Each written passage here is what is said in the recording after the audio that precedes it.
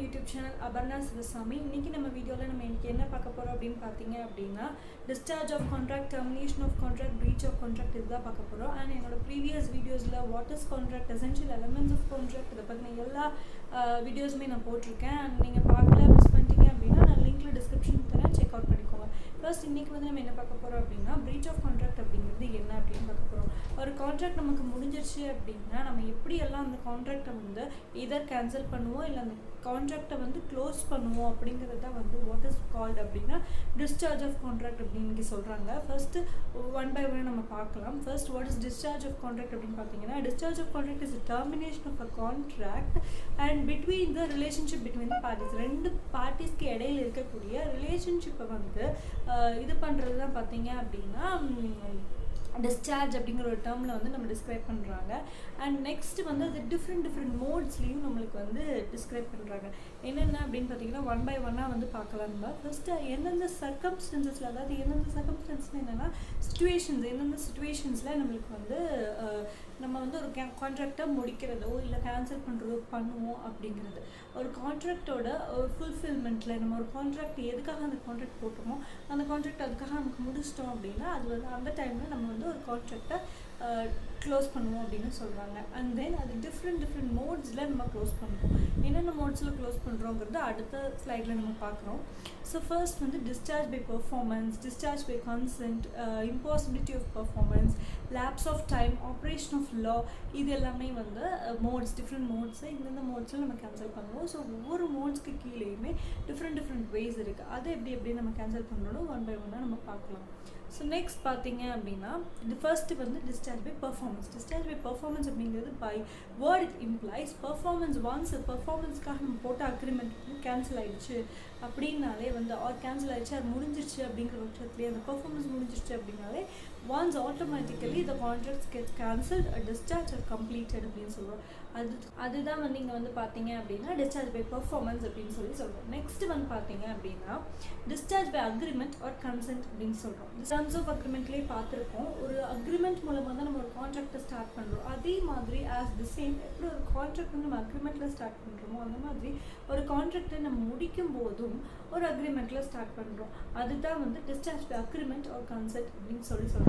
அதுலேயுமே வந்து different types இருக்குது, 2 டைப்ஸ். அது என்ன அப்படின்னு பார்த்தீங்க அப்படின்னா types of agreement of consent வந்து எக்ஸ்பிரஸ் அண்ட் இம்ப்ளை. எக்ஸ்பிரஸ் அப்படின்னா வி ஆல் நோ, எல்லாருக்குமே தெரிஞ்ச மாதிரியும் ஓரலாகவும் எக்ஸ்பிரஸாகவும் இருக்கும். அதுதான் வந்து டிஸ்சார்ஜ் பை அக்ரிமெண்ட் ஆஃப் கன்சென்ட்டில் எக்ஸ்பிரஸ் கன்சென்ட் அப்படின்னு சொல்கிறாங்க. It's an open statement which is known to everyone அப்படிங்கிறாங்க. நெக்ஸ்ட் ஒன் பார்த்தீங்க அப்படின்னா implied consent. Implied consent is அப்படின்னா ஒரு அண்டர்ஸ்டாண்டிங்கே நம்மளுக்கு புரிஞ்சிடும். It is hidden, it is not open அப்படின்னு சொல்கிறாங்க. சைடு அக்ரிமெண்ட்லேயே நிறையா இருக்குது. என்னென்னு பார்த்தீங்க அப்படின்னா novation, alteration, rescission, remission, waiver, merger, இந்த மாதிரி நிறையா இருக்குது. ஹிட்டனாக நம்ம ஒரு கான்ட்ராக்டை முடிக்கணும், அக்ரிமெண்ட்லேயே ஹிட்டனாக நம்ம முடிக்கணும் அப்படிங்கிறது இந்த இது. இப்போ ஒன் பை ஒன்னாக வாட் இஸ் வாட் அப்படிங்கிறத நம்ம ப்ரீஃபாக பார்க்கலாம். ஸோ ஃபர்ஸ்ட் நொவேஷன் அப்படிங்கிறது வந்து சப்ஸ்டிடியூஷன் அப்படிங்கிற ஒரு வேர்டில் டிஃபைன் பண்ணுறாங்க. சப்ஸ்டிடியூஷன் அப்படின்னா இதுக்கு பதிலாக இது. For example if you like coffee but there is no coffee, you take tea. So அதே மாதிரி இந்த contract if you have it is a substitution, a replacement of contract into to consent of 2 parties. ஒரு contract வந்து நம்மளால் முடிக்க முடியல, ஒரு பொருள் நம்ம கொடுக்குறோம் அப்படின்னு சொல்லி அக்ரிமெண்ட் போட்டிருந்தோம், ஒரு கான்ட்ராக்ட் போட்டிருந்தோம் அப்படின்னா அதே பொருளுக்கு பதிலாக வேறு பொருளை you can give. That is called substitution or novation in contract அப்படிங்கிறாங்க. நெக்ஸ்ட் பார்த்தீங்க அப்படின்னா ஆல்ட்ரேஷன். ஆல்ட்ரேஷன் அப்படிங்கிறது என்ன? It occurs when one party needs to change or modify the constant. இப்போ 2 பார்ட்டிஸ் இருக்காங்க A and B, அதில் ஒரு பார்ட்டி மட்டும்தான் he needs to change the terms and conditions of contract. In that case there forms an alteration in contract அப்படின்னு சொல்கிறோம். Next பார்த்தோன்னா merger அப்படின்னா it means that when the inferior right of one party merges with the superior right of the other party. If 2 parties are there and one party is superior than the other party is inferior to the other. So in that case the inferior party gets moved in the part of superior party. அதுதான் வந்து merger, joins with the superior party. இங்கே joining தான் வந்து merger அப்படின்னு சொல்லுவாங்க. Next if you see அப்படின்னா recession அப்படின்னு சொல்கிறோம். ரிசெஷன் அப்படின்னா it is a complete cancellation of a contract in mutual agreement of 2 parties அப்படின்னு சொல்கிறோம். அதாவது கம்ப்ளீட் கேன்சலேஷன். ரெண்டு பேருமே ஏன் பி இருக்காங்க அப்படின்னா ரெண்டு பேருமே என்ன பண்ணுவாங்க அப்படின்னா இல்லை இந்த கான்ட்ராக்ட் வந்து நமக்கு சரி வராது, it is not good, it is not safe அப்படின்னு சொல்லி நினச்சாங்க அப்படின்னா மியூச்சுவல் கன்சென்ட்டில் ரெண்டு பேருமே சேர்ந்து பிரிச்சுக்கிறது தான் வாட் இஸ் நாட் பிரிச்சுக்கிறது, it is cancellation of contract அப்படின்னு சொல்கிறாங்க. அதுதான் வந்து ரெசெஷன் அப்படிங்கிறாங்க. ரெமிஷன் அப்படின்னா it is the acceptance of lesser performance than what is actually done in the contract by parties. இப்போது for example one A and B, if two persons A and B, he wishes to give 10,000 to B, but he cannot give 10,000, he gives only 5,000. Whereas B, in terms of B, if you see, when B அப்படின்னு பார்த்தோன்னா 10,000 கொடுக்கணும்னு நினைக்கிறாரு, ஆனால் 5,000 தான் கொடுக்குறாரு. And அவர் வந்து 10,000 எனக்கு வேணும்னு சொல்லாமல் அவர் கொடுக்குற அந்த 5,000 அவர் அக்செப்ட் பண்ணிக்கிறாரு. அதுதான் வந்து இங்கே ரெமிஷன் அப்படின்னு சொல்லி சொல்கிறாங்க. நெக்ஸ்ட் பார்த்தீங்க அப்படின்னா வேவர் அப்படின்னா it means that one party has a right or claim from other party of contract. If they இப்போ ரெண்டு பேர் இருக்காங்க அப்படின்னா இப்போ ஒருத்தர்கிட்ட இன்னொருத்தர் வந்து அவரோட டேமேஜஸையோ இல்லை அவரோட ரைட்ஸையோ வந்து கிளைம் பண்ணிக்கிறாரு. அதுதான் வந்து வெய்வர் அப்படின்னு சொல்லி சொல்கிறாங்க. நெக்ஸ்ட் வந்து பார்த்தோம் அப்படின்னா இந்த மோட்ஸ் ஆஃப் கான்ட்ராக்டில் தேர்ட் ஒன், அதாவது பை இம்பாசிபிலிட்டி ஆஃப் பர்ஃபார்மன்ஸ். இம்பாசிபிலிட்டினா இப்போ ஏஎன்பி ரெண்டு பேர் இருக்காங்க ஒரு கான்ட்ராக்டில், அவங்களுக்கே தெரியுது வந்து it is not possible to perform அப்படின்னு சொல்லி தெரியும் இல்லைங்களா. அதுதான் வந்து impossibility of performance. If in case performance become impossible it gets directly discharge. யாருமே வந்து அது கேன்சல் பண்ணணும் இல்லை டெர்மினேட் பண்ணணும் அப்படிங்கிறது கிடையாது. ஒன்ஸ் வந்து அது பாசிபிளே இல்லை அப்படின்னு தெரிஞ்சிடுச்சு அப்படின்னா இட் கெட்ஸ் ஆட்டோமேட்டிக்லி டிஸ்சார்ஜ் அப்படின்னு சொல்கிறாங்க. அதுக்குமே வந்து டிஃப்ரெண்ட் டைப்ஸ் இருக்குது. ஃபர்ஸ்ட் வந்து time of agreement, then time of formation of contract, maybe known and unknown to the parties. First வந்து டைம் ஆஃப் அக்ரிமெண்ட்லேயே இட் இஸ் இம்பாசிபிள்னு தெரிஞ்சிச்சுன்னா it gets terminated at the time of agreement. Or else agreement இப்போ தெரியல only at the time of formation we know that it is impossible to perform அப்படின்னா அந்த டைமில் அது டிஸ்சார்ஜ் ஆகிடுது.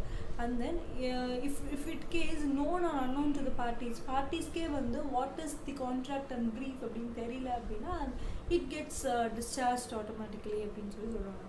நெக்ஸ்ட் வந்து lapse of time. Fourth type of mode of contract is lapse of time. அப்படின்னா ஒரு டைம் பீரியட் இருக்குல்ல, இந்த கான்ட்ராக்ட் வந்து இந்த டைம்குள்ளே நம்ம முடிக்கணும்னு ஒரு டைம் பீரியட் நம்ம போட்டு வச்சுருக்கோம். இந்த டைம் பீரியட் வந்து எக்ஸீட் ஆகிடுச்சு, இல்லை நம்ம அந்த டைம் பீரியடுக்குள்ளே we cannot fulfil the contract அப்படிங்கிற சுச்சுவேஷன் வரும்போது என்ன ஆகுதுன்னா automatically the contracts gets discharge அப்படின்னு சொல்கிறாங்க. In case the contract is not performed under the specified time limit அப்படின்னு சொல்கிறாங்க. And the promisee does not take action under the court of law of contracts get automatically discharged. If in case when the time ku mudikala appadina opposite party has to sue a case against the other party that he doesn't complete his contract in specified time அப்படினா அந்த case file பண்ணல அவர் வந்து லூசா விட்டுட்டாரு அப்படிங்கும்போதும் வந்து contract get automatically discharged அப்படின்னு சொல்லி சொல்றாங்க. And next one பார்த்தோன்னா operation of law.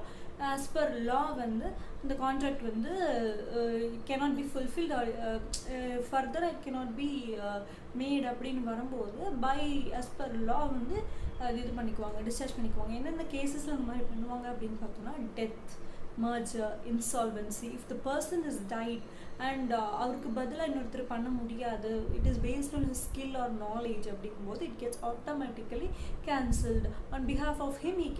No person can do this contract அப்படிங்கும்போது. Then merger அப்படிங்கிறாங்க, it occurs when the inferior right accomplishes with the superior right அப்படின்னு சொல்கிறாங்க. ஸோ mergerனா நம்ம முன்னாடி பார்த்துட்டோம், அந்த கேஸ்லேயும் வந்து ஆப்ரேஷன் ஆஃப் லா படி it gets discharged.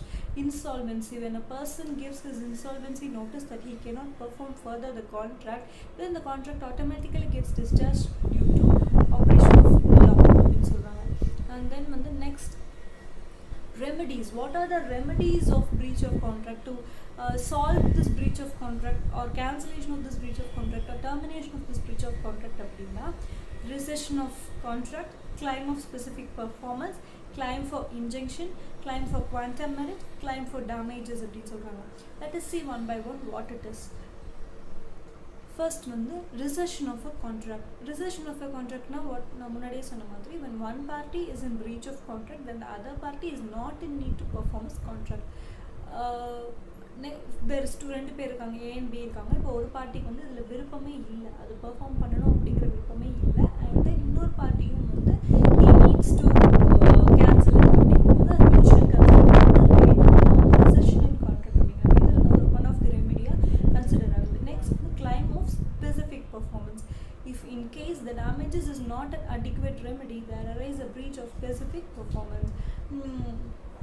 Damages given. இப்போ 2 பேர் இருக்காங்க, ஒரு பார்ட்டி வந்து இன்னொரு பார்ட்டிக்கு டேமேஜஸ் கொடுத்தாலும் அது வந்து கரெக்டாக இல்லை. இப்போ 10,000 டேமேஜ் கொடுக்குற அளவுக்கு இடத்துல 5,000 இல்லை 2,000 இல்லை 1,000 கொடுத்தா it is not adequate, it is not enough இல்லையா. ஸோ அந்த மாதிரி கேசஸில் வந்து there is a claim of specific performance as a remedy அப்படின்னு சொல்கிறாங்க. நெக்ஸ்ட் வந்து claim for injunction. Injunction is nothing but it is court of law order அப்படின்னு சொல்லுவாங்க. ஆர்டர் மேட் இந்த கோர்ட் ஆஃப் லா அப்படின்னு சொல்கிறாங்க. Injunction is an order passed by the court of law to stop the person from doing an act not promised to do himself in a contract. அப்படின்னா இப்போ கான்ட்ராக்டில் follow பண்ணலை, அதை மீறி இந்த அக்ரிமெண்ட்டையோ கான்ட்ராக்டோ மீறி ஒரு பர்சன் வந்து அந்த விஷயத்தில் செய்கிறாங்க ஒரு விஷயம் அப்படின்னா அது இன்ஜெக்ஷன் அப்படிங்கிற விஷயம் மூலமாக அந்த பர்சனை ஸ்டாப் பண்ணலாம். இதுக்கு மேலேயும் அந்த பர்சன் வந்து எதுவுமே பண்ணக்கூடாது இந்த விஷயத்தில் அப்படின்னு ஸ்டாப் பண்ணுறதுக்காக பண்ணுற ஒரு விஷயம் தான் இன்ஜெக்ஷன் அப்படின்னு சொல்கிறாங்க. So there arise a remedy of claim for injunction அப்படின்னு சொல்கிறாங்க. Next one is claim for quantum merit. quantum merit அப்படிங்கிறது என்னன்னு பார்த்தீங்கன்னா as much as earned அப்படின்னு சொல்கிறாங்க. If a contract is made between two parties, in that case one party is obligated to pay to the other party to the extent of work done by him அப்படிங்கிறாங்க. இப்போ நம்ம செய்த வேலைக்கு ஒரு பலன் அப்படின்னு சொல்லுவாங்க இல்லையா, நம்ம என்ன வேலை செஞ்சோமோ அதுக்கேற்ற பலன் நமக்கு கொடுக்குறது தான் வந்து quantum merit. அது as much as earned அப்படின்னு சொல்கிறாங்க. இப்போ ஒரு பார்ட்டி வந்து இன்னொரு பார்ட்டிக்கு அவங்க அந்த கான்ட்ராக்டில் எவ்வளோ ஈடுபடாக இருந்தாங்களோ அந்தளவுக்கு he must give him something அப்படின்னு சொல்கிறதா வந்து குவாண்டம் மெரிட் அப்படின்னு நம்ம சொல்கிறோம். அண்ட் நெக்ஸ்ட் வந்து கிளைம் ஃபார் டேமேஜஸ் அப்படின்னு சொல்கிறோம். Damages are the monetary compensation given by the court of law to the injured parties அப்படிங்கிறோம். Damages is nothing but court of law வந்து நம்மளுக்கு எந்த அளவுக்கு நம்ம டேமேஜ் கிளைம் பண்ணணும் அந்தளவுக்கு இட் வில் கிவ். அதுதான் வந்து டேமேஜஸ் அப்படின்னு சொல்கிறது. Monetary compensation is given in the kind of cash. Next, doctrine of restitution. Claiming the damages for the loss. Doctrine of restitution. நம்ம எந்த அளவுக்கு damages இது பண்ணிருக்கோம், loss appear பண்றதுக்கு we should get some relief in that, remedy in that. அதுதான் doctrine of restitution அப்படிங்கிற ஒரு கான்செப்ட்ல சொல்றாங்க. And next வந்து பாத்தீங்க அப்படின்னா types of damages. Damagesல different types இருக்கு. 4 types கொடுத்துருக்காங்க. என்னென்ன அப்படின்னு பார்த்தீங்கன்னா ordinary damages, special damages, vindictive or exemplary damages, nominal damages அப்படின்னு சொல்லியிருக்காங்க.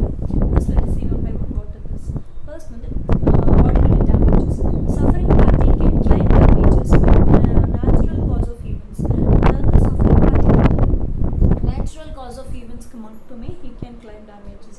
லைக் ஃபார் அவங்களோட கூட்ஸ், இப்போ அவங்க கான்ட்ராக்ட் போட்ட கூட்ஸ் இருக்குது, லைக் வந்து இவ்வளோ நாங்கள் சிமெண்ட் கொடுக்குறோம் இல்லை பிரிக் கொடுக்குறோம் அப்படின்னு ஒரு கான்ட்ராக்ட் இருந்துச்சு அப்படின்னா இன் தட் கேஸ் இவ பிரிக்கோ சிமெண்ட்ஸோ வந்து நேச்சுரல் காசஸ் மூலியமா like rain or over heat அந்த மாதிரி விஷயத்தினால டேமேஜ் ஆச்சுன்னா you can claim damages for that. அதுதான் இங்கே ஆர்டினரி டேமேஜஸ்ன்னு சொல்கிறாங்க. நெக்ஸ்ட் வந்து ஸ்பெஷல் டேமேஜஸ். Special damages அப்படின்னா it can only be claimed by the parties if only the damages of the consideration is reasonable அப்படின்னா ரீசனபிளாக இருந்துச்சு அந்த கன்சிடரேஷன் ஆஃப் டேமேஜஸ் வந்து நீங்கள் ஒரு 2 lakhோ 3 lakhோ கொடுக்கணும் அப்படின்னு கேட்குறீங்க அப்படின்னா அது கொடுக்குற பர்சனுக்கு வந்து இட் இஸ் ரீசனபிளான அவர் பார்ப்பார். அவருக்கு ரீசனபிளாக இருந்தால் மட்டுமே he will give or else he is not compelled to give that அப்படின்னு சொல்கிறாங்க. அதுதான் இங்கே ஸ்பெஷல் டேமேஜஸ்க்கும் ஆர்டினரி டேமேஜஸ்க்கும் இருக்கிற டிஃப்ரென்ஸாக சொல்கிறாங்க. And next is exemplary damages or vindictive damages அப்படின்னு சொல்லுவோம். அது எப்படின்னு என்னென்னா damages given to the defaulting party to the non-defaulting party in contract. It is normal. Defaulting party இப்போ A and B இருக்காங்க, அப்போ B வந்து damages ரொம்ப பாதிக்கப்பட்டிருக்காரு அப்படின்னா இப்போ A வந்து Bக்கு கண்டிப்பாக damages கொடுத்தாங்க. அதுதான் இங்கே exemplary or vindictive damagesன்னு சொல்கிறாங்க. ஸோ நெக்ஸ்ட் வந்து பார்த்தீங்க அப்படின்னா நாமினல் டேமேஜஸ். நாமினல் டேமேஜஸ் அப்படின்னா என்னென்னா if a party in a contract failed to suit against other party of a contract but later on proves with an evidence that he can claim for damages. Nominal damages அப்படின்னா at the timeல வந்து இப்போ A and B இருக்காங்க அப்படின்னா A வந்து B மேலே A வந்து Bக்கு damages கொடுக்கணும். அப்போ B வந்து என்ன பண்ணாருன்னா அந்த டைமில் அவர் மேலே எந்த கேஸோ எதுவுமே கொடுக்காம அப்படியே விட்டுட்டாரு. ஆனால் later on he proves with an evidence and gives a case.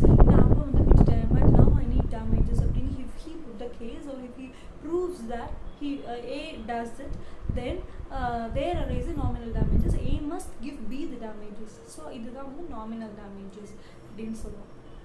So that's all.